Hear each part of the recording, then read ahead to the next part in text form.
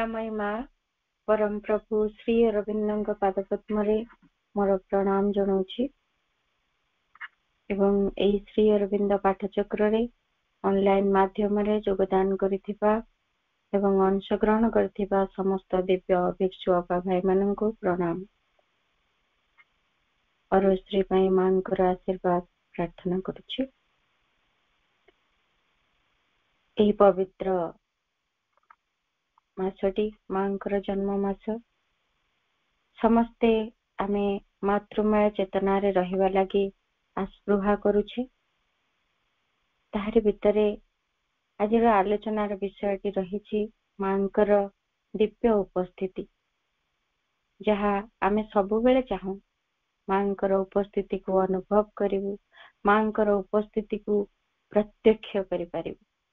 एहा आम समस्तंकर अंतरर आस्पृहा, किंतु बहुत समय एई उपस्थिति को बुझिबा जानिबा एवं अनुभव करिबारे आम मध्य अनेक असामर्थ्य अक्षमता प्रकाश पाए। लागे माँ कौन सत्तरे पाखरे अछंती, मांकर उपस्थिति कौन रहिछि, कारण स्थूल शरीरटी मां को देखुथिबा बेले जेमिति मांकर उपस्थिति अनुभव होउथिला, आज बहुत समय मन भितरे गोटे प्रश्न सृष्टि हुए, माँ कौन उपस्थित अछंती आम भितरे, मांकर उपस्थिति कौन सतरे अनुभव करि हबो? केबे अनुभव करि हेले केबे पुणी छाड़ी गला परि लागे, केबे निकट रे लागुथिले पुणी केबे दूरे गला परि लागे। एई आम समस्तंकर वास्तव अनुभूति। तेबे माँ कहिछंती I am always with you. एहा एमिति एक ध्रुव सत्यर वाक्य मांकर वाणी प्रति मुहूर्त प्रमाणित करे माँ आम सहित अछंती।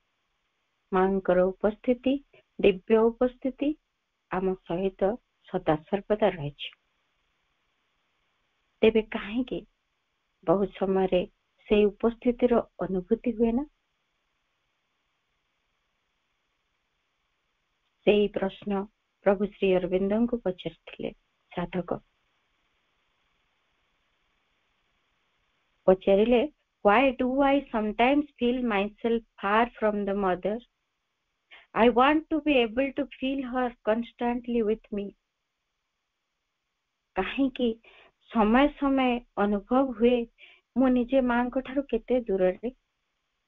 मु सबु बेले चाहे मांकर उपस्थिति सदा बेले मो सहित रहिछि, जेमिति मु ए कथा को अनुभव करिबे, ए कथा चाहे। तथापि काहेकि मु बहुत समय दूरे गला परि मने हुए? प्रभु उत्तर रे कहउचंती, the mother is always there with you. मां सबु बेले तुम सहित रहिछंती। You have only to throw away the forces of ignorance to feel her with you always. आमको कौन करवा को हबो? प्रभु ताहा आमको बतै दउछंती। आम भितरे अनेक समय अनेक अज्ञानतापूर्ण शक्ति कार्य करछंती।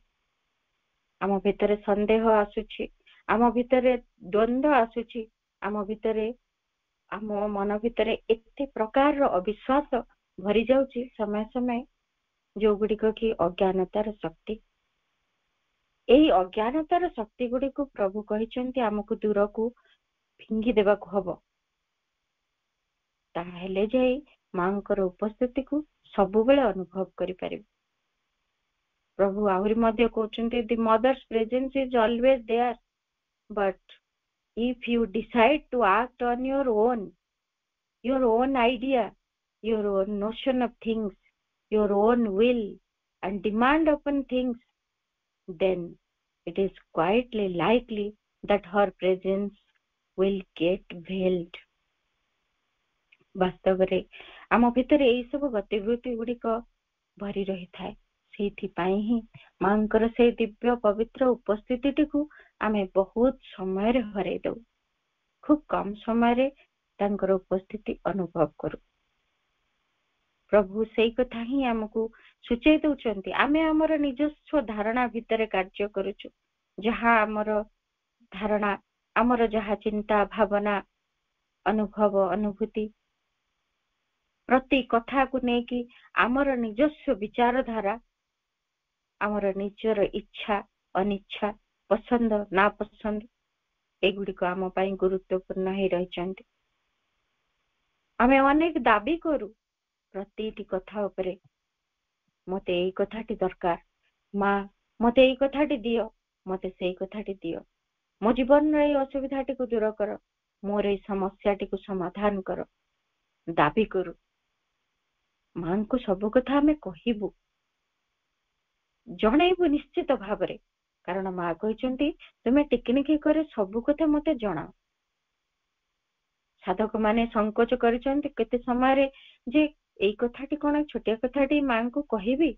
उचित हबो बा नहे चिठी लेखि के जणैबी बा नहे एमिति अनेक द्वंद्व भीतर पड़िचंती मां को जेते बेले एई कथा सामना को आसीची मां को सम्मुख को एई कथा गुडी को आसीची बा मां को से माने कहिचंती सेते बेले मां कहिचंती कोनोसी कथा मते न जणे रहिबा उचित नहे प्रतिटी कथा साधक मान को मां कहिचंती जे समस्त तांको सब कथा ही जणाइबा दरकार ताहले हमें मां को जणैबो निश्चय हमर जहा असुविधा जणैबो हमर समस्या को उपस्थापन करिवु तार समाधान पाई मध्य प्रार्थना करिवु यह तो निश्चय करिवु किंतु डिमांड करिवनी दाबी करिवनी जे कोनोसी मते यार समाधान आपन को करिबा को हबो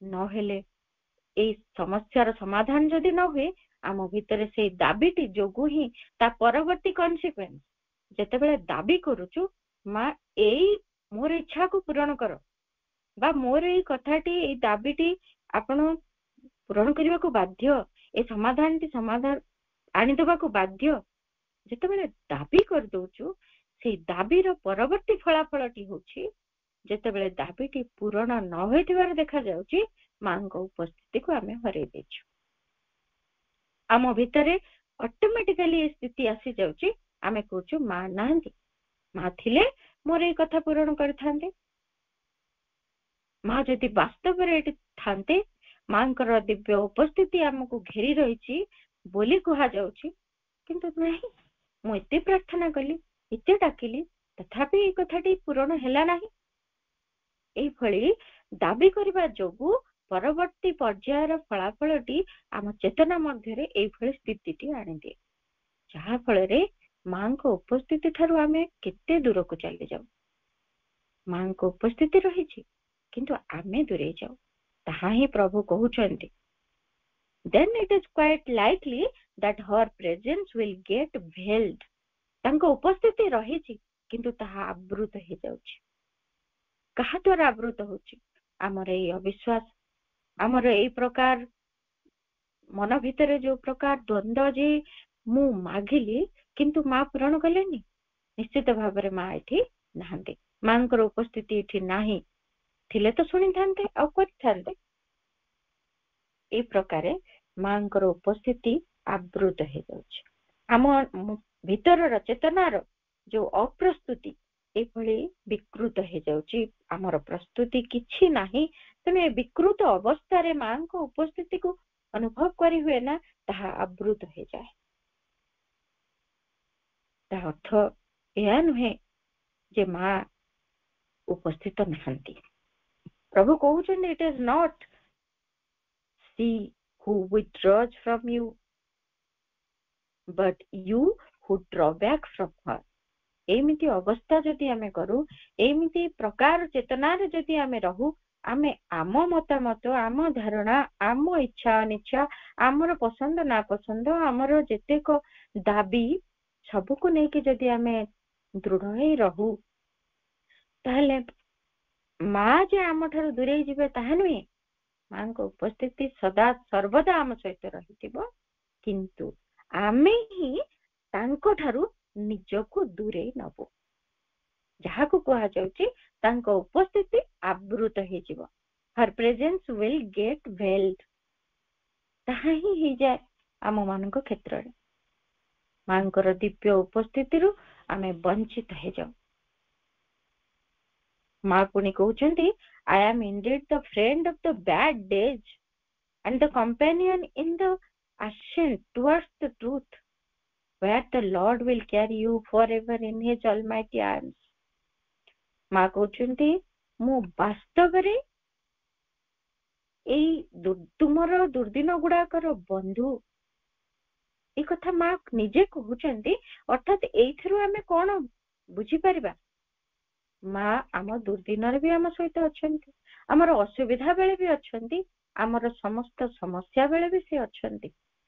ଆମେ ହିଁ ତାଙ୍କ ଠାରୁ ଦୂରେଇ ଯାଉଛୁ। ପୁଣି କହୁଛନ୍ତି, and the companion in the ascent towards the truth. କେବଳ ଦୁର୍ଦିନରେ ଯେ ସେ ଆମ ସହିତ ବନ୍ଧୁ ଭଳି ରହିଛନ୍ତି ତାହା ନୁହେଁ, ସେ ଆମର ସହଯାତ୍ରୀ ହଉଛନ୍ତି ଯେତେବେଳେ ଆମେ ସତ୍ୟ ନିମନ୍ତେ ଆରୋହଣ କରୁଛୁ। ତେବେ ସବୁ ସମୟରେ ସେ ରହିଛନ୍ତି, ଆମର ସତ୍ୟ ଚେତନା ନିମନ୍ତେ ଆରୋହଣ ବେଳେ ବି ରହିଛନ୍ତି, ଆମର ଦୁର୍ଦିନରେ ଆମର ଅସୁବିଧା ସମୟରେ ବି ରହିଛନ୍ତି। କୌଣସି ସମୟରେ ତାଙ୍କ ଉପସ୍ଥିତି ଭଜି ଯାଉନି, କିନ୍ତୁ ଆମେ ଦୂରେଇ ଯାଉଛୁ। ଏଇ ହେଉଛି ଆମ ଚେତନାର ଅକ୍ଷମତା। ଆମେ ଚାହିଁଲେ ଏଇ ପରିସ୍ଥିତିକୁ ଦୂରେଇ ପାରିବୁ ଏବଂ ମାଙ୍କର ଉପସ୍ଥିତିକୁ ନିରବଚ୍ଛିନ୍ନ ଭାବରେ ଉପଲବ୍ଧି କରିପାରିବୁ। ଏଠି ଆଉ ଗୋଟିଏ ପ୍ରଶ୍ନ ବି Shri ଅରବିନ୍ଦଙ୍କୁ ପଚରାଗଲା, You have said always behave as if the mother was looking at you, because she is indeed always present.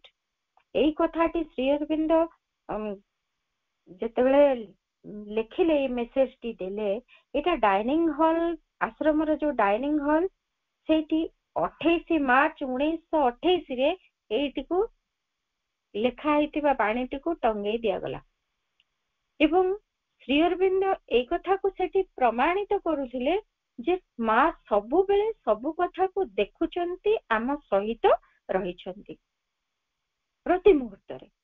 ଏଇ କଥାଟି କହିଲା ପରେ ଏଇ ଉପରେ ପ୍ରଶ୍ନଟି ପଚାରୁଛନ୍ତି ସାଧକ ଜଣକ, Does this mean that the mother knows all our insignificant thoughts at all times? ଯଦି ମା ସବୁବେଳେ ଏମିତି ଉପସ୍ଥିତ ରହିଛନ୍ତି, ଆମକୁ ପ୍ରତି ମୁହୂର୍ତ୍ତରେ ସେ ନିରୀକ୍ଷଣ କରୁଛନ୍ତି, ତାହେଲେ ସିଏ ଆମର ଯେତେ ସବୁ କ୍ଷୁଦ୍ରାତି କ୍ଷୁଦ୍ର ଗତିବୃତ୍ତି ଗୁଡିକୁ, ସମସ୍ତ ଚିନ୍ତା ଗୁଡିକୁ ସବୁ ସମୟରେ ସେ ଦେଖିପାରୁଛନ୍ତି।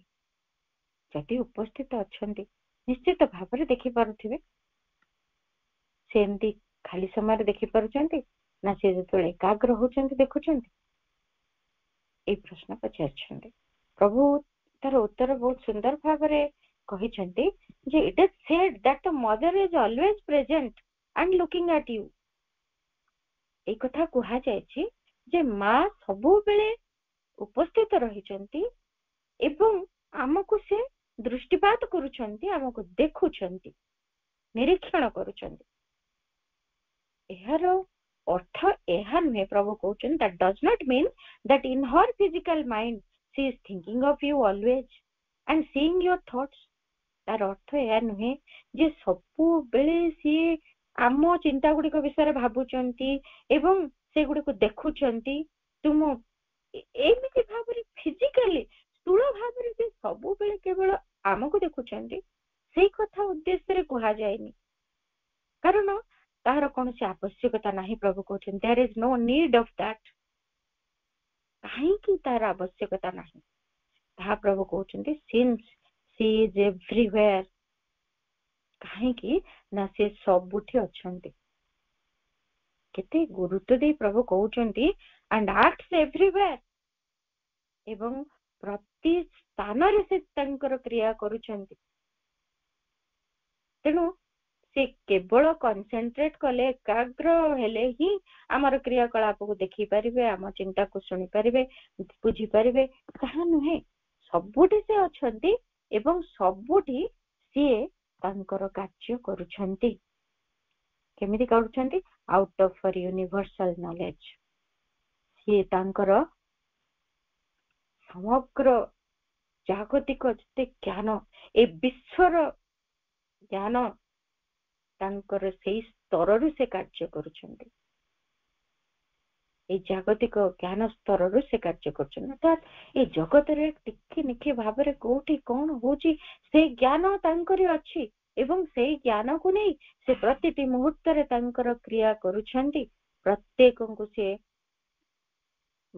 ନଜର ରଖିଛନ୍ତି ବା ସମସ୍ତଙ୍କୁ ସେ ନିରୀକ୍ଷଣ କରୁଛନ୍ତି, ପ୍ରତି ମୁହୂର୍ତ୍ତରେ ସେ ଉପସ୍ଥିତ ଅଛନ୍ତି।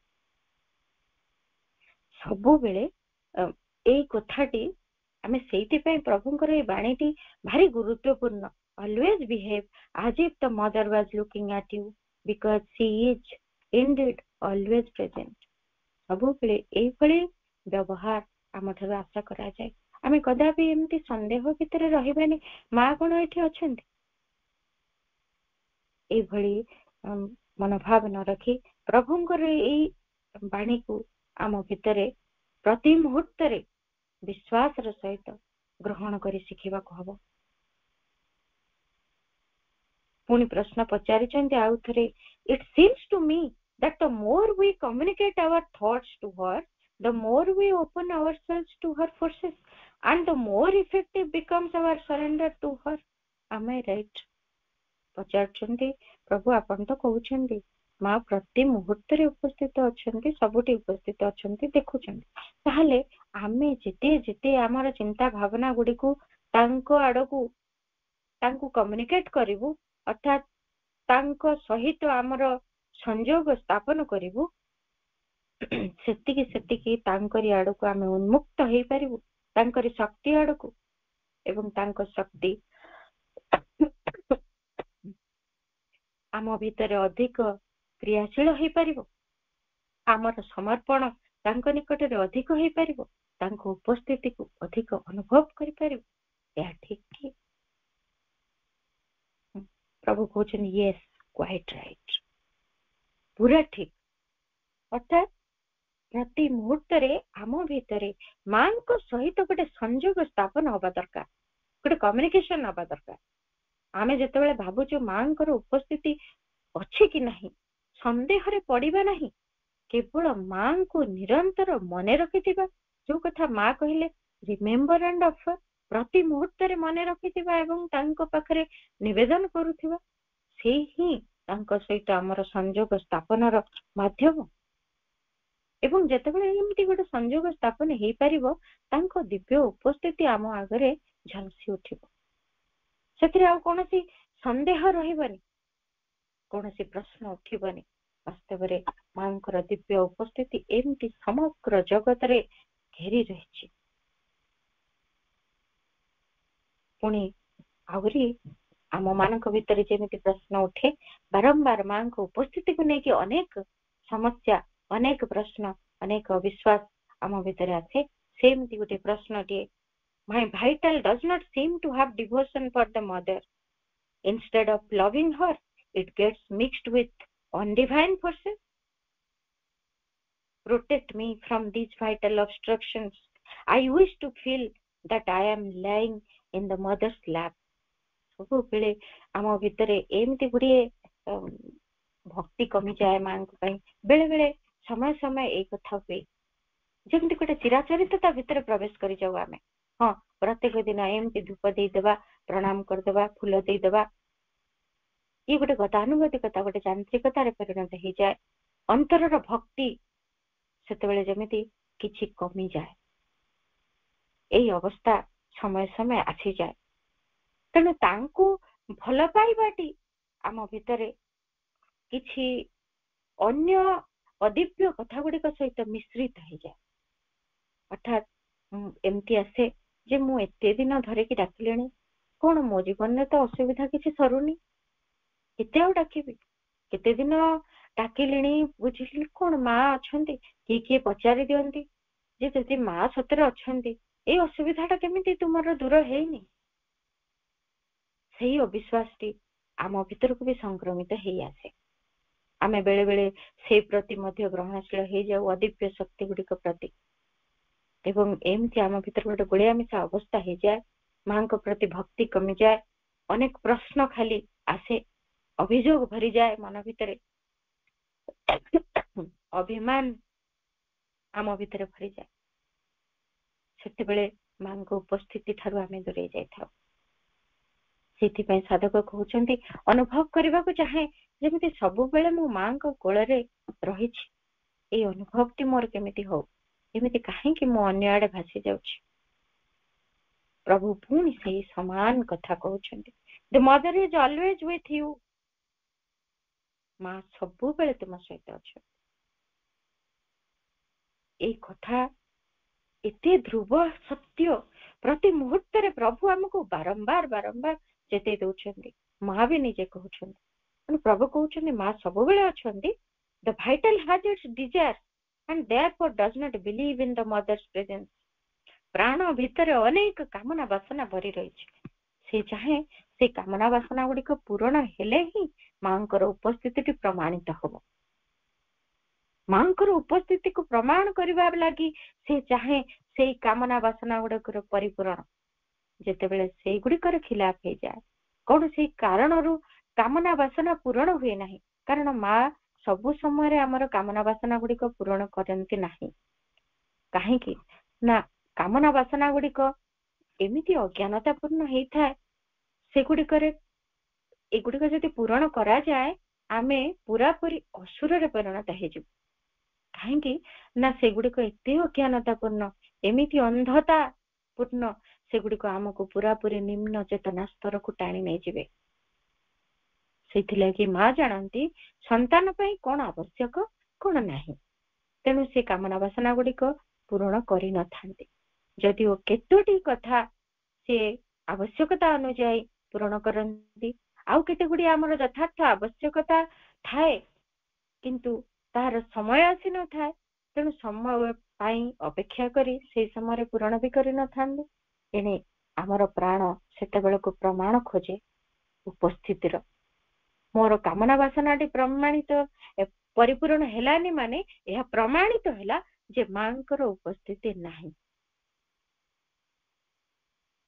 ତେଣୁ ଏଇ ସମୟରେ ଆମେ କରିବୁ କଣ? ଏମିତି ଗୋଟିଏ ଭାବଟେ ଆମ ଭିତରେ ତ ଆସି ଯାଉଛି, ମାଙ୍କ ଉପସ୍ଥିତି ଠାରୁ ଆମେ ତ ଦୂରେଇ ଯାଉଛୁ, କରିବୁ କଣ? ପ୍ରଭୁ ତାର ସମାଧାନ ବି କହୁଛନ୍ତି।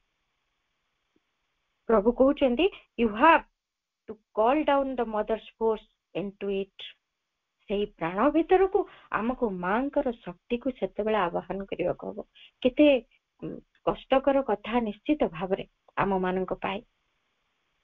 ଯେତେବେଳେ ସେଇ ପ୍ରାଣ ଭିତରେ ଏମିତି ଗୋଟିଏ ପ୍ରମାଣ ପ୍ରାଣ ଖୋଜୁଛି, ସେଇ ପ୍ରାଣକୁ ହିଁ ମାଙ୍କର ଶକ୍ତିକୁ ସେଇ ସମୟରେ ଆବାହନ କରିବା, ଏହା ପାଇଁ କେତେ ସଚେତନତା ଆବଶ୍ୟକ। ସଚେତନ ହବା ଦରକାର ଯେ ମୋ ଭିତରେ ଏମିତି ଗୋଟେ ଭାବ ଆସିଗଲାଣି, ମାଙ୍କ ଉପସ୍ଥିତି ନାହିଁ ବୋଲି ମୋ ଭିତରେ ଗୋଟେ ବୋଧ ଆସିଯାଉଛି। ସେଇ ସମୟରେ ସଚେତନ ହେଇ ସେଇ ମାଙ୍କ ଶକ୍ତି ହିଁ ସେଇ କଷ୍ଟକର ମୁହୂର୍ତ୍ତରୁ ଆମକୁ ବାହାର କରିବ। ଆମର ନିଜର ସାମର୍ଥ୍ୟ ନାହିଁ, ତେଣୁ ସେଇ ସମୟରେ ମାଙ୍କ ଶକ୍ତିକୁ ସେଇ ପ୍ରାଣ ଭିତରକୁ ଆବାହନ କରିବାକୁ ହବ। କଣ ପାଇଁ? To remove its doubts and desires. ତାର ଏଇ ଯୋଉ ସନ୍ଦେହ, ତାର ଏଇ ଯୋଉ ସଂଶୟ, ତାର ଏଇ ଯୋଉ ବାସନା, ଏ ସବୁକୁ ତା ଭିତରୁ କାଢିଦବା ଲାଗି ମାଙ୍କ ଶକ୍ତିକୁ ଆକୁଳ ହିଁ ପ୍ରାର୍ଥନା କରିବାକୁ ପଡିବ। ସେତେବେଳେ ବ୍ୟସ୍ତ ହେଇ ପଡିବାନି, ମାଙ୍କ ଉପସ୍ଥିତି ନାହିଁ ନାହିଁ ନାହିଁ। ମାଙ୍କ ଉପସ୍ଥିତି ନାହିଁ ବୋଲି ଭିତରେ ଭାବଟିଏ ଆସିଗଲା ମାନେ ମାଙ୍କ ଶକ୍ତିକୁ ଆକୁଳ ଭାବରେ ଡାକିବାର ଅଛି। ମୋର ଯୋଉ ଅଂଶଟି ମାଙ୍କ ଉପସ୍ଥିତିକୁ ଆଜି ମନା କରୁଛି, ସେଇ ଅଂଶରେ ତୁମର ଶକ୍ତି ପ୍ରବେଶ କରୁ ଏବଂ ସେଇ ଭିତରୁ ତାର ସେଇ ସନ୍ଦେହକୁ କାଢି ଦଉ, ଫିଙ୍ଗି ଦଉ। ପ୍ରଭୁ ପୁଣି କହୁଛନ୍ତି, ଦି ମଦର ଇଜ ଅଲୱେଜ ୱିଥ ୟୁ। ପ୍ରତ୍ୟେକ ବାର ପ୍ରଭୁ କହୁଛନ୍ତି ମା ସର୍ବଦା ଆମ ସହିତ ରହିଛନ୍ତି ବୋଲି। Put your faith in her, remain quiet within and do with that quietude what has to be done.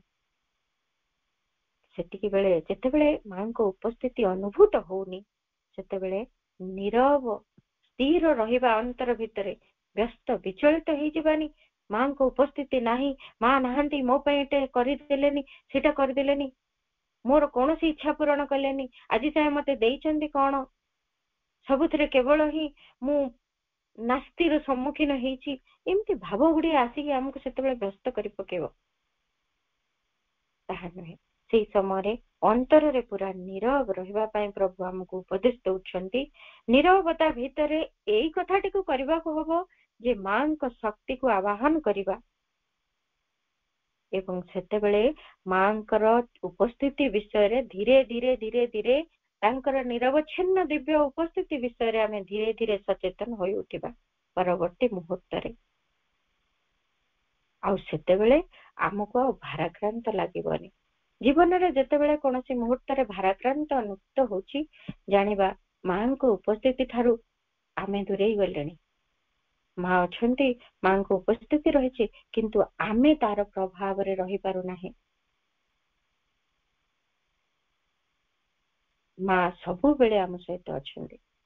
ଯେତେବେଳେ ଏଇ ପ୍ରଶ୍ନ ପୁନର୍ବାର ପଚାରିଛନ୍ତି ଯେ ଆପଣ କହୁଛନ୍ତି ଯେ ମା ସବୁବେଳେ ଆମ ସହିତ ଅଛନ୍ତି ଆଉ ସବୁବେଳେ ଆମକୁ ସେ ଦେଖୁଛନ୍ତି, ତାହେଲେ କେମିତି ଅଛନ୍ତି? ଆମେ ତ ତାଙ୍କୁ ଏମିତି ବ୍ୟକ୍ତିଗତ ଭାବରେ ଦେଖିପାରୁନୁ। କେମିତି ସେ ଅଛନ୍ତି? ତାଙ୍କ ଉପସ୍ଥିତିଟି କେମିତିଆ? ପ୍ରଭୁ ଉତ୍ତର ଦଉଛନ୍ତି, mother can be personally present in her consciousness. ମା ବ୍ୟକ୍ତିଗତ ଭାବରେ ଉପସ୍ଥିତ ରହୁଛନ୍ତି ମଧ୍ୟ, କିନ୍ତୁ ତାଙ୍କ ଚେତନାରେ ବ୍ୟକ୍ତିଗତ ଭାବରେ ବି ରହୁଛନ୍ତି, ତାଙ୍କ ଚେତନାରେ ବି ସେ ଉପସ୍ଥିତ ରହୁଛନ୍ତି। ଆମେ ସେଇ କଥାଟିକୁ ଅନୁଭବ କରିବୁ। କେବଳ ଆହୁରି ଯଦି ବହୁତ ଭାବରେ ଆମେ ତାକୁ ନିରବଚ୍ଛିନ୍ନ ଭାବରେ ତାଙ୍କ ଉପସ୍ଥିତିକୁ ଅନୁଭବ କରିପାରିବୁ, ସେଇ ଉପସ୍ଥିତିଟା ଏତେ ବାସ୍ତବ ହେଇ ଉଠିବ ସତେ ଯେମିତି ତାଙ୍କର ସ୍ଥୂଳ ଉପସ୍ଥିତି ଭଳି।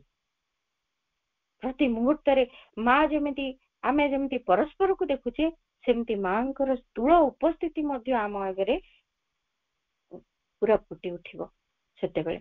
କିନ୍ତୁ ପ୍ରଥମରୁ ତାଙ୍କରି ଉପସ୍ଥିତିକୁ ଅନୁଭବ କରିବାକୁ ହବ। ସେ ଏକ ଚେତନାରେ ଉପସ୍ଥିତ ଅଛନ୍ତି, ସେଇ କଥାକୁ ଅନୁଭବରେ ଆଣିବାକୁ ହବ। ପୁଣି ଗୋଟିଏ ଆମ ଭିତରେ ଯେମିତି ବାରମ୍ବାର ପ୍ରଶ୍ନ ଉଠେ, ସେମିତି ସବୁ ପଚାରିଛନ୍ତି ମତେ, ଏବଂ ପ୍ରଭୁ ମା ସେସବୁର ଉତ୍ତର ମଧ୍ୟ ଦେଇଛନ୍ତି ଉପସ୍ଥିତି ସମ୍ବନ୍ଧରେ। Sometimes the thought comes to me outwardly and inwardly, I am very far from the mother. Why does it come? ଅନ୍ତର ଭିତରେ ଏବଂ ବାହାରେ ମଧ୍ୟ ସମୟ ସମୟ ମୋ ଭିତରେ ଏମିତି ଆସୁଛି, ଅନ୍ତରରେ ବାହାରେ ଦୁଇଟି ଯାକ କ୍ଷେତ୍ରରେ ମୋ ମାଙ୍କଠୁ କେତେ କେତେ ଦୂରରେ। କାହିଁ ମା କୋଉଠି ମୋ ପାଖରେ ଥିଲା ପରି ମତେ ଲାଗେନି, ତାଙ୍କ ଉପସ୍ଥିତି ଅନୁଭବ ହୁଏନି। କାହିଁକି ଏମିତି ହଉଛି? କାହିଁକି ଏସବୁ ଭାବନା ମୋ ଭିତରେ ଆସୁଛି? ପ୍ରଭୁ କହୁଛନ୍ତି, it is the feeling of the physical. ଏହା ହଉଛି ଭୌତିକ ସତ୍ତାର ଗୋଟିଏ ଅନୁଭବ, ଯେ କି ବାହ୍ୟ ସତ୍ତା, which is by its ignorance unable to feel the mother's nearness। ଏହି ତାର ଅଜ୍ଞାନତାରେ ସିଏ ମାଙ୍କର ଉପସ୍ଥିତିକୁ ଅନୁଭବ କରିପାରୁ ନାହିଁ। ତାହେଲେ କଣ ତାର ଅଜ୍ଞାନତା? ଏ ବାହ୍ୟ ସତ୍ତାର ଅଜ୍ଞାନତା, ତାର ସେଇ ନିମ୍ନ ଗତିବୃତ୍ତି ଗୁଡିକ ହିଁ ତାର ଅଜ୍ଞାନତା। ସେଇ ଜଡତା, ତାମସିକତା, ଆଳସ୍ୟ, ପରିବର୍ତ୍ତନ ବିମୁଖତା, କୌଣସି ପ୍ରକାରେ ସେ କିଛି ଅନୁଭବ କରିବା ପାଇଁ ଚେଷ୍ଟା କରିବନି। ନିଜ ଭିତରେ ଯୋଉ କହିଲେ ପ୍ରଭୁ, ସେଇ ସମୟରେ ମାଙ୍କ ଶକ୍ତିକୁ ଆବାହନ କରିବା, ସଚେତନ ହବା ଏବଂ ସେଇ ଦିବ୍ୟ ଉପସ୍ଥିତିକୁ ଅନ୍ତରରେ ଅନୁଭବ କରିବାର ପ୍ରୟାସ କରିବା, এই ପ୍ରୟାସ ସେ କରିବାକୁ ରାଜି ନାହିଁ। ତେଣୁ ବାହ୍ୟ ଭାବରେ ସେ ଖାଲି ଅନୁଭବ କରିବ ଯେ ନାଇଁ ନାଇଁ, ମା କୋଉଠି ବି ତ ଅନୁଭବରେ ମୋର ଆସୁନାହାନ୍ତି। ଆମକୁ ଲାଗେ ଧ୍ୟାନ କରି ବସିଲେ ବି ମାଙ୍କୁ ଦେଖୁନି, ଏଠି ଦେଖୁନି, ସେଠି ଦେଖୁନି, ସ୍ୱପ୍ନରେ ବି ଦେଖୁନି, ଭିଜନରେ ବି ଦେଖୁନି, କିଛି କୋଉଥିରେ ମାଙ୍କୁ ଦେଖୁନି। ମା କୋଉଠି ଅଛନ୍ତି? ମା ନାହାନ୍ତି, ଏମିତି ଅନୁଭବ ହୁଏ। ଏଗୁଡିକୁ ଆମେ କେମିତି ଦୂରେଇ ପାରିବା? ସେଇଥିରେ ପ୍ରଭୁ କହୁଛନ୍ତି, ମଦର ଇଜ ଅଲୱେଜ ନିୟର ଆଣ୍ଡ ୱିଦିନ। ମା ସବୁବେଳେ ଆମ ପାଖରେ ଅଛନ୍ତି, ଆମ ଭିତରେ ବି ଅଛନ୍ତି। ମା କେମିତି ଅଛନ୍ତି ନା, ସେ ଆମ ପାଖରେ ଅଛନ୍ତି, ଆମ ଭିତରେ ବି ଅଛନ୍ତି।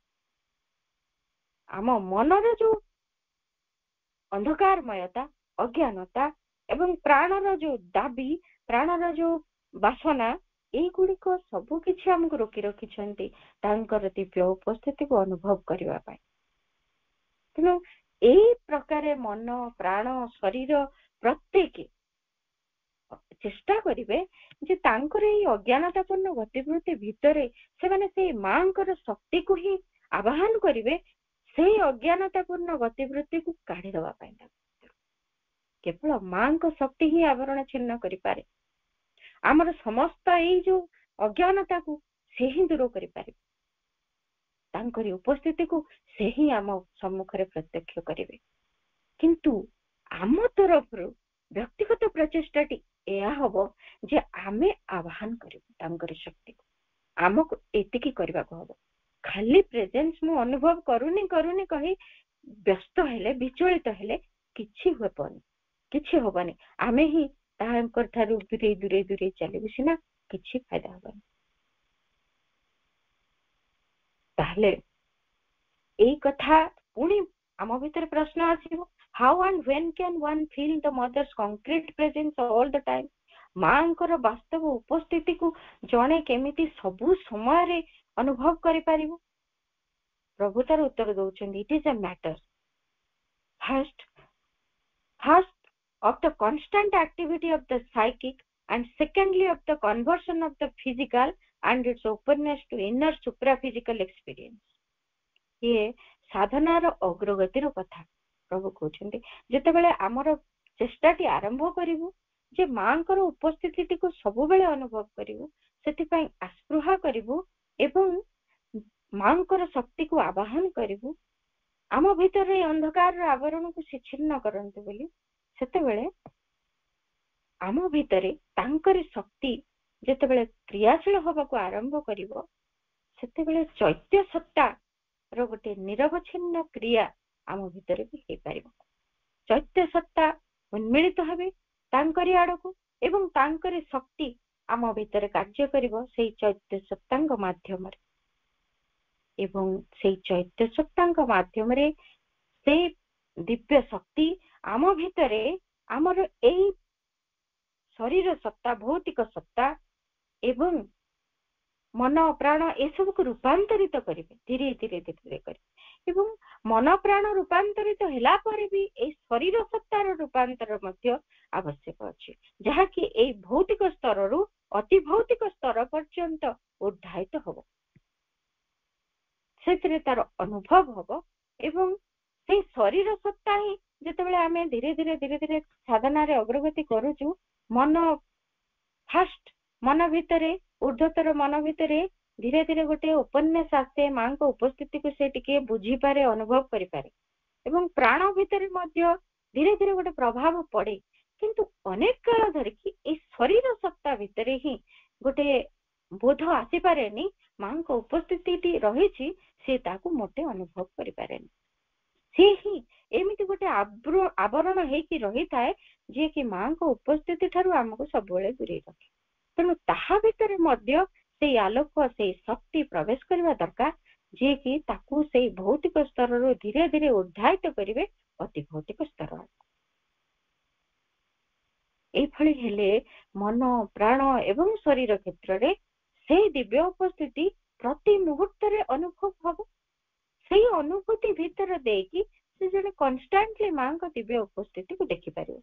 किंतु ये होची कोन गोटे फाइनल जिनिसटा साधना रे आगो को गला बेल को ए शरीर सत्तार गोटे उद्धायन हेले ही ता भितरे ए कथाटी संभव हो। किंतु ता माने नुहे जे मां को दिव्य उपस्थिति जने शरीर रूपांतर न हेबा जाय अनुभव करि परिबनी, ताहा नुहे। तेनु ताहा भी जेतिके आम प्रयास अनुଯାयी तांकर शक्ति जेतिके आम भितर प्रवेश करके क्रिया करुथिबो, चैत्य सत्ता सेतिकी आम भितर तांकर उपस्थिति को आहुरी सुदृढ़ करी विकसित करुथिबे एवं आमे ताको अनुभव करी चलिथिबो। शरीरर सेतेबेले संदेह उठुतिले मध्य मन एवं प्राण सेठी तांको उपरे प्रभाव, शरीर उपरे प्रभाव विस्तार करिवे एवं तांकर जो मनर जो अनुभव, प्राणर जो अनुभूति सब किछि से शरीर भीतर को मध्य संचालित होबो। एवं फाइनली एमती प्रोग्रेस करी ग्रेजुअली आमे जाइकी गोटे उच्चतर अवस्था रे पहुंचीबो, जोठी कि मांकर दिव्य उपस्थिति को सतत ସ୍ଥୂଳ ଭାବରେ ବାସ୍ତବ ଭାବରେ ଅନୁଭବ କରିପାରିବୁ। ପୁଣି ସବୁ ସମୟରେ এই କଥାକୁ ଅନୁଭବ କରିବା ଆମ ଭିତରେ ସହଜ ହବ। ତାହେଲେ ଏଇ ଗୋଟିଏ କଥା ମଧ୍ୟ ମନ ଭିତରେ ଆସିବ ଯେ କୌଣସି ସମୟରେ ଆମେ କହୁ ଯେ ଦିବ୍ୟ ଚେତନାର କଥାକୁ। ଦିବ୍ୟ ଚେତନାର ଅନୁଭୂତି ଆମ ଅନ୍ତର ଭିତରେ ହୁଏ ଯେତେବେଳେ ସାଧନାରେ ଆମେ ଧୀରେ ଧୀରେ ଅଗ୍ରଗତି କରୁଛୁ। ଦିବ୍ୟ ଚେତନାର ଅନୁଭୂତି ଆଉ ମାଙ୍କର ଉପସ୍ଥିତି এই ଭିତରେ କଣ କିଛି ପାର୍ଥକ୍ୟ ଅଛି କି? ଗୋଟେ ଇମ୍ପୋର୍ଟାଣ୍ଟ ଜିନିଷଟିଏ ପ୍ରଭୁ ଶ୍ରୀ ଅରବିନ୍ଦଙ୍କୁ ଏଇ କଥା ପଚରାଯାଇଛି। Is there any difference between the mother's presence and the divine consciousness? ଦିବ୍ୟ ଚେତନା ଦିବ୍ୟ ଶକ୍ତିର କ୍ରିୟା ସବୁ ଅନୁଭବ ହବ ଆମ ଭିତରେ ସାଧନାରେ ଅଗ୍ରଗତି କରୁଥିବା ବେଳେ। ଆଉ ମାଙ୍କ ଉପସ୍ଥିତି এই ଦୁଇଟା ଯାକ ଭିତରେ କିଛି ପାର୍ଥକ୍ୟ ଅଛି କି? ପ୍ରଭୁ କହିଲେ one can feel the divine consciousness impersonally as a new consciousness only. ଜଣେ ଦିବ୍ୟ ଚେତନାକୁ ନୈବ୍ୟକ୍ତିକ ଭାବରେ ଗୋଟିଏ ନୂତନ ଚେତନା ଭାବରେ ଅନୁଭବ କରିପାରିବ। କେବଳ ଗୋଟିଏ ନୂତନ ଚେତନା ଭାବରେ ଅନୁଭବ କରିବ। କିନ୍ତୁ ମାଙ୍କ ପ୍ରେଜେନ୍ସ ଟା କଣ? The mother's presence is something more, କିଛି ଆଉ ଅଧିକ, ଗୋଟେ ଚେତନାର ଅନୁଭୂତି ଠାରୁ ସେ ଅଧିକତର କିଛି ଅନୁଭୂତି। ଏଇଟା ନୈବ୍ୟକ୍ତିକ ଅର୍ଥାତ ବ୍ୟକ୍ତିକ ସ୍ୱରୂପରେ ଡିଭାଇନ କନସିୟସନେସ କୁ ଆମେ ଅନୁଭବ କରିପାରିବାନି, ସେଟା ଗୋଟେ ଚେତନା ଭଳି ଅନୁଭବ କରିବା। ଯେମିତି ଗୋଟେ ବ୍ୟକ୍ତି ସତ୍ତାର ଗୋଟେ ଅନୁଭୂତି ଏବଂ ଚେତନାର ଗୋଟେ ଅନୁଭୂତି। ଚେତନାଟି କେବଳ ଚେତନାରେ ଅନୁଭବ କରିହବ, ତାହା ଗୋଟେ ବ୍ୟକ୍ତିକ ସ୍ୱରୂପ ନୁହେଁ। କିନ୍ତୁ ମାଙ୍କ ଉପସ୍ଥିତିଟି ଭିନ୍ନ, ତାହା ଗୋଟେ ବ୍ୟକ୍ତିକ ସ୍ୱରୂପରେ ଅର୍ଥାତ ମା ଏମିତି ବ୍ୟକ୍ତି ରୂପରେ ଏଠି ଅଛନ୍ତି। ତାଙ୍କର ସ୍ପର୍ଶ ଅନୁଭବ ହେଲା ଭଳି, ତାଙ୍କରି ଦୃଶ୍ୟକୁ ଆଖିରେ ଦେଖିଲା ଭଳି, ତାଙ୍କର ବ୍ୟକ୍ତିତ୍ୱ ଫୁଟି ଉଠିଲା ଭଳି, ଏଇଭଳି ଯୋଉ ବ୍ୟକ୍ତିକ ଅନୁଭୂତି ଗୁଡାକ। କିନ୍ତୁ ଡିଭାଇନ କନସିୟସନେସ ଟା ଏମିତି ବ୍ୟକ୍ତିକ ଅନୁଭୂତି ନୁହେଁ, ତାହା ଚେତନାରେ କେବଳ ଗୋଟିଏ ଅନୁଭବଟିଏ ହବ।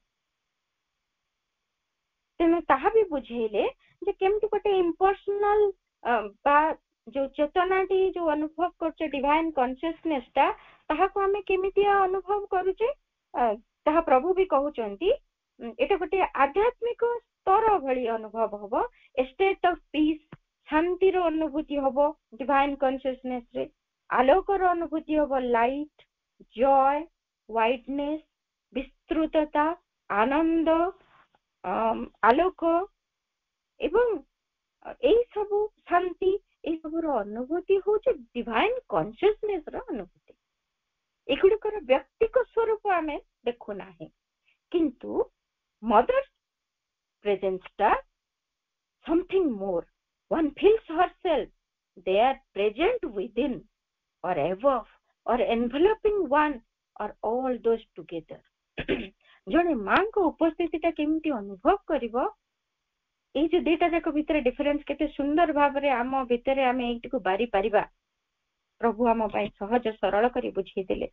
ମାଙ୍କ ଉପସ୍ଥିତିଟା କେମିତି ହବ, ଏହା ବ୍ୟକ୍ତିକ ସ୍ୱରୂପ ଏବଂ ଜଣେ ମାଙ୍କୁ ଅନୁଭବ କରିବ ଯେ ତା ଭିତରେ ସେ ଅଛନ୍ତି, ତା ଭିତରେ ଯେମିତି ମା ସ୍ୱୟଂ ବିରାଜମାନ କରୁଛନ୍ତି, ତାହାର ଊର୍ଦ୍ଧ୍ୱରେ ବି ସେ ବିରାଜମାନ କରୁଛନ୍ତି। ତାର ସମଗ୍ର ବ୍ୟକ୍ତିତ୍ୱର ଊର୍ଦ୍ଧ୍ୱରେ ବି ମାଙ୍କର ଉପସ୍ଥିତି ରହିଛି। ଏବଂ ଏନଭଲପିଂ ୱାନ୍, ଜଣକୁ ସିଏ ପୁରାପୁରି ଯେମିତି ଆବୃତ କରି ଧରି ରଖିଛନ୍ତି, କୋଳାଗ୍ରତ କରି ଧରି ରଖିଛନ୍ତି, ଆଲିଙ୍ଗନ କରି ଧରି ରଖିଛନ୍ତି, ଏମିତି ଭାବରେ ତାଙ୍କ ଉପସ୍ଥିତିଟା ଅନୁଭବ ହବ। ଆଉ ଏଇ ତିନୋଟି ଯାକ ଅଲଗା ଅଲଗା ଭାବରେ ହେଇପାରେ। ଯେମିତି ଅନ୍ତରରେ ଅଛନ୍ତି, ମୋର ବ୍ୟକ୍ତିତ୍ୱର ଊର୍ଦ୍ଧ୍ୱରେ ମଧ୍ୟ ତାଙ୍କ ଉପସ୍ଥିତି ରହିଛି, ମା ଉପରେ ଅଛନ୍ତି, ମୁଁ ଠିକ ତାଙ୍କରି ତଳକୁ ବିରାଜମାନ କରିଛି, ଏମିତି ଗୋଟେ ଅନୁଭବ ହେଇପାରେ। ବା ଆଉ ଗୋଟେ ବି ଅନୁଭବ ହେଇଥାଏ ଯେ ମା ମତେ ପୁରାପୁରି ଆବୃତ କରି ଧରିଛନ୍ତି, ମତେ କୋଳେଇ ଧରିଛନ୍ତି, ଆଲିଙ୍ଗନ କରି ଧରିଛନ୍ତି, କେତେ କଥା ଆସିପାରେ। ଏଇ ତିନି ପ୍ରକାର ଆସିପାରେ ବା ଅଲ୍ ଦିସ୍ ଟୁଗେଦର, এই ତିନୋଟି ଯାକ ମଧ୍ୟ ଏକା ସାଙ୍ଗରେ ଅନୁଭବ ଆସିପାରେ। ମାଙ୍କ ଉପସ୍ଥିତିଟି ଏମିତି ଭାବରେ ଆମ ଭିତରେ ଅନୁଭବ ହେଇପାରେ, ଲାଗିପାରେ ସେ ମୋ ଭିତରେ ଅଛନ୍ତି, ମୋର ଉର୍ଦ୍ଧ୍ୱରେ ଅଛନ୍ତି, ମତେ ପୁରାପୁରି ସିଏ ଆଲିଙ୍ଗନବଦ୍ଧ କରି ଧରିଛନ୍ତି, ତାଙ୍କର ବାହୁପାଶ ଭିତରେ ମୁଁ ରହିଛି, ସିଏ ମତେ କୁଳାଗ୍ରତ କରି ଧରିଛନ୍ତି। ଏମିତି ଅନୁଭବ ଏକା ସାଙ୍ଗରେ ବି ଆସିପାରେ। ତାଙ୍କର ବ୍ୟକ୍ତିକ ସ୍ୱରୂପରେ ସେ ମତେ ଧରିଛନ୍ତି। ଇଏ ହଉଛି ତାଙ୍କର ଦିବ୍ୟ ଉପସ୍ଥିତିର ବାସ୍ତବ ଅନୁଭୂତି। ଏଇ ଉପସ୍ଥିତିଟିକୁ ଆମେ ଯେମିତି ସଦାସର୍ବଦା ଅନୁଭବ କରିପାରିବା, ସେଇଥିଲାଗି ଚେଷ୍ଟା କରିବା। ଆମର ମନ, ପ୍ରାଣ, ଶରୀର ତିନିହେ ଯୋଉ ପ୍ରକାର ତାଙ୍କର ଉପସ୍ଥିତିକୁ ଆବୃତ କରୁଛନ୍ତି, ସନ୍ଦେହ ସୃଷ୍ଟି କରୁଛନ୍ତି ଏବଂ ଆମକୁ ସେଇ ଦିବ୍ୟ ଉପସ୍ଥିତି ଠାରୁ ଦୂରେଇ ନେଇ ଯାଉଛନ୍ତି, ସେଇଗୁଡିକ ପ୍ରତି ସଚେତନ ରହି ସେଇ କ୍ରିୟାକଳାପ ଗୁଡିକୁ ପ୍ରତ୍ୟାଖ୍ୟାନ କରିବା ଲାଗି ଚେଷ୍ଟା କରିବା।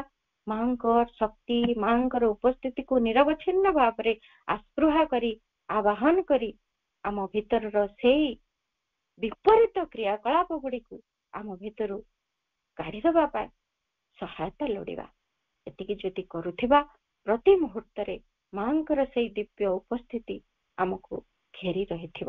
କୌଣସି ସମୟରେ ତାଙ୍କ ଠାରୁ ଆମେ ଭିନ୍ନ ହୋଇ ରହିବା ନାହିଁ। ସେଇ କୃପାମୟୀଙ୍କ ନିକଟରେ ଆଜିର ଦିବସରେ ଏତିକି ପ୍ରାର୍ଥନା କରୁଛି, ଆମ ସମସ୍ତଙ୍କ ଭିତରେ ତାଙ୍କରି ଦିବ୍ୟ ଉପସ୍ଥିତି, ଆମ ସମସ୍ତଙ୍କର ଊର୍ଦ୍ଧ୍ୱରେ ବି ତାଙ୍କରି ଦିବ୍ୟ ଉପସ୍ଥିତି ଏବଂ ଆମର ଚତୁଃପାର୍ଶ୍ୱରେ ବି ତାଙ୍କରି ଦିବ୍ୟ ଉପସ୍ଥିତି ଘେରି ରହୁ।